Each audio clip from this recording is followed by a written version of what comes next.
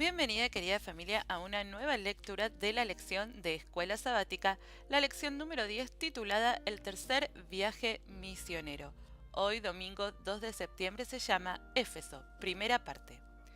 Hechos 18 del 24 al 28 registra que mientras Pablo todavía estaba en viaje hacia Éfeso, un creyente judío llamado Apolos llegó a esa ciudad. Era un hombre elocuente y bien versado en las Escrituras. Es evidente que Apolos era un seguidor de Jesús por la manera en que Lucas los describe.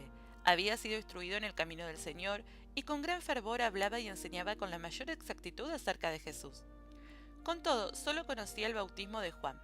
Después de haber sido bautizado por Juan el Bautista, Apolos conoció a Jesús durante la vida terrenal del Señor, pero debió de haberse distanciado de la zona, probablemente regresó a Alejandría, antes de los acontecimientos de la Pasión y el Pentecostés. Esto explica por qué Aquila y Priscila lo instruyeron con más precisión. Aunque podía mostrar con las escrituras que Jesús era el Mesías de Israel, Apolos necesitaba ponerse al día con los desarrollos del cristianismo desde el ministerio de Jesús. Sin embargo, Aquila y Priscila hicieron más que eso por Apolos.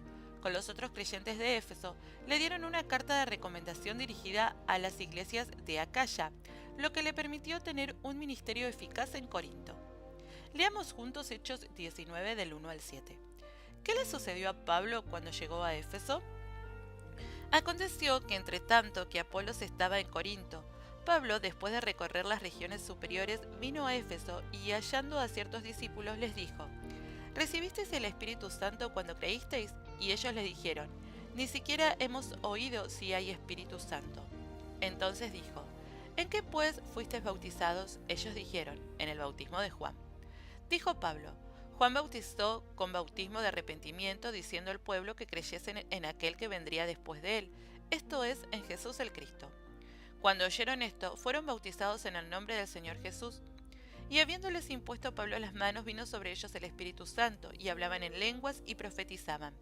Eran por todos unos 12 hombres. La historia de Apolos está relacionada con el relato de los 12 hombres que Pablo encontró en Éfeso a su arribo a esa ciudad, porque su situación era muy similar.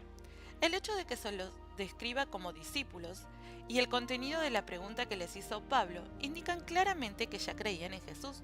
Al mismo tiempo, lo que le respondieron a Pablo demuestra que, al igual que Apolos, también eran ex discípulos de Juan el Bautista que se habían convertido en seguidores de Jesús sin haber experimentado el Pentecostés. Debían tener una oportunidad de disfrutar de una experiencia más profunda con el Señor.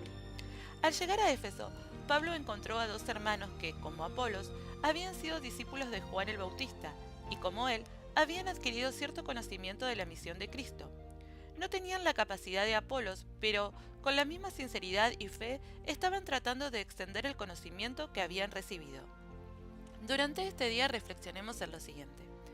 Deberíamos considerar el nuevo bautismo de ellos a la luz de esta situación única. No venían de otra confesión cristiana, ni estaban experimentando la conversión. Simplemente estaban siendo integrados al cristianismo tradicional. El hecho de recibir al Espíritu y hablar en lenguas probablemente signifique que eran misioneros cristianos, como lo era Apolos, y ahora estaban plenamente capacitados para dar testimonio de Jesucristo donde quiera que fuesen. Querida familia, hoy seguimos leyendo Reavivados por su palabra, Santiago capítulo 3, y te recuerdo que durante esta semana seguimos leyendo El deseado de todas las gentes, capítulos 61 y 62. Que tengan todos una feliz semana. Dios mediante, nos encontramos mañana.